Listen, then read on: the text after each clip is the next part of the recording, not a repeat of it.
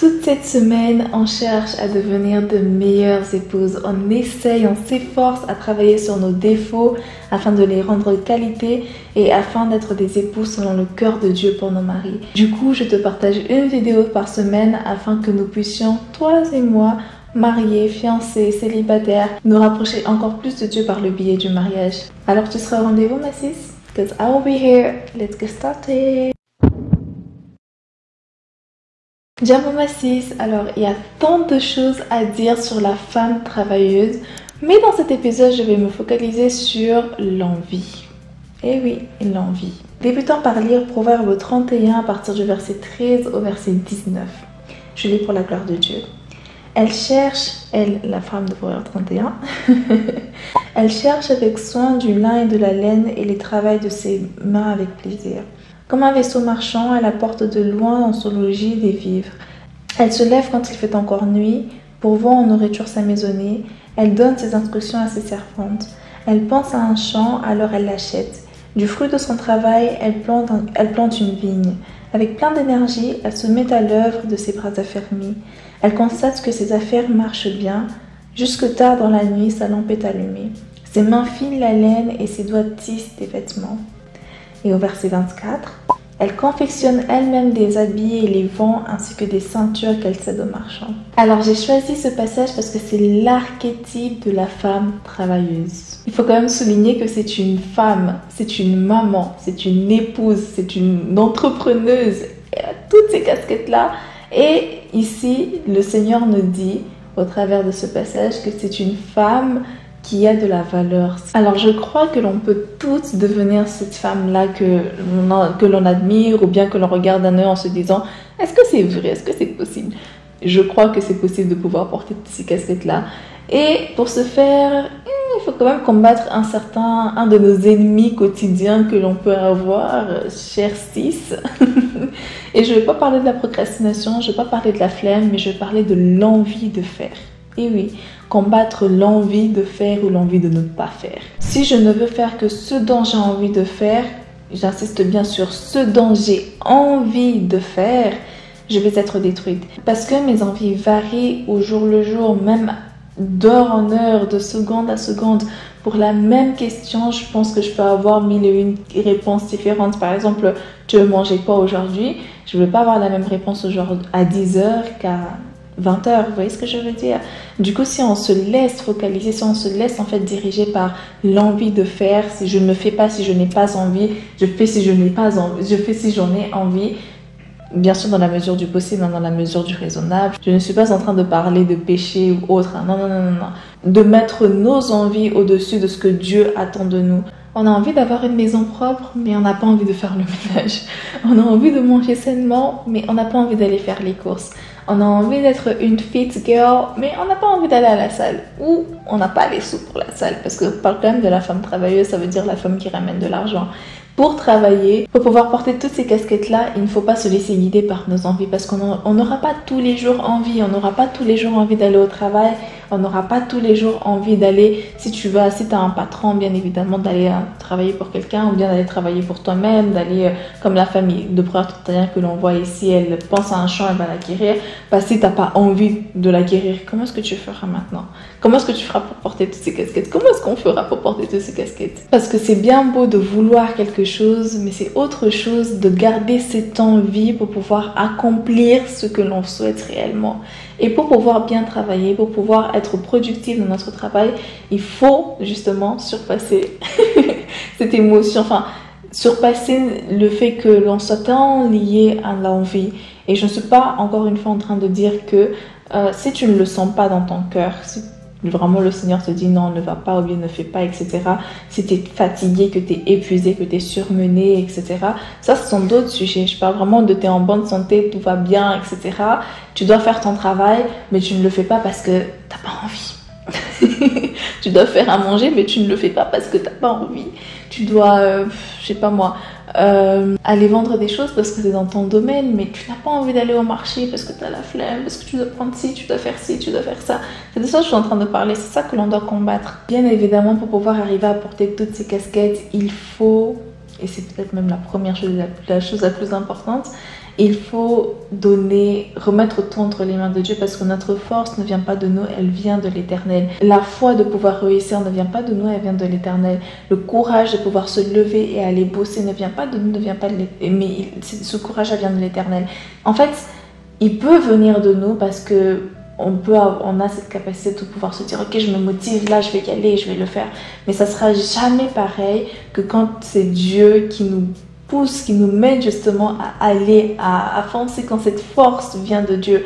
Cette force-là, elle est surnaturelle, elle nous permet de faire des choses que l'on n'aurait jamais pensé faire.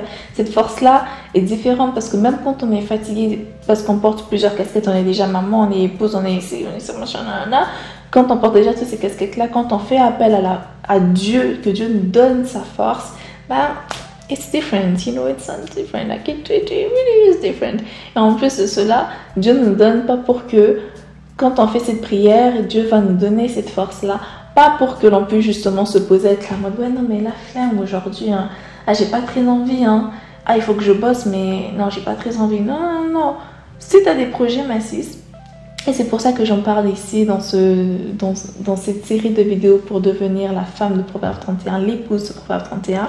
En étant une femme, Dieu a mis à toi des capacités et a mis en toi des dons et des talents que tu dois développer. Il a mis en toi des choses qui doivent justement voir le jour. Dieu a mis en toi une vision, Dieu a mis en toi des capacités. Ces capacités, que ce soit dans un milieu de travail standard ou pas standard, que ce soit à l'école, au travail, peu importe où c'est, Dieu attend justement que tu puisses agir, que tu puisses t'épanouir dans ton milieu professionnel aussi, qu'il soit conventionnel ou non, hein, mais que tu puisses pas conventionnel ou non, mais pas dans le péché, ok?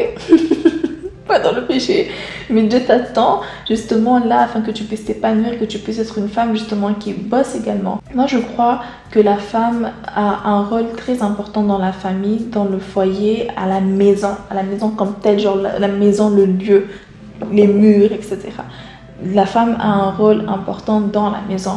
Et que du coup, plus on a d'activités à l'extérieur, plus ça nous prendra le temps dont on a besoin pour prendre soin en fait de notre chez-soi. Cela n'empêche pas en fait que l'on doit également aller chercher à l'extérieur, que l'on doit travailler, comme cette femme de Proverbe 31, notre fils, notre grande sœur. J'aimerais te partager un dernier passage, un dernier verset. C'est dans Genèse 16 à partir du verset 6. C'est Agar en fait qui était maltraitée pendant longtemps par Sarah et qui a décidé de fuir Dieu qui a décidé de fuir Dieu, sauf que Dieu, l'ange de l'Éternel lui est apparu, il a dit hey, ma belle, où vas-tu? Alors là tu vas retourner vers ta cheftaine là, c'est là-bas que tu vas rentrer. Ce passage me fait penser à combien est-ce que trop souvent, quand l'Éternel nous dit de faire quelque chose, quand on a quelque chose à cœur, il nous donne une bénédiction, par exemple un travail, etc., et que ça devient trop dur, trop souvent on a envie de fuir. On a envie de dire, ouais non mais là, non ça c'est plus pour moi.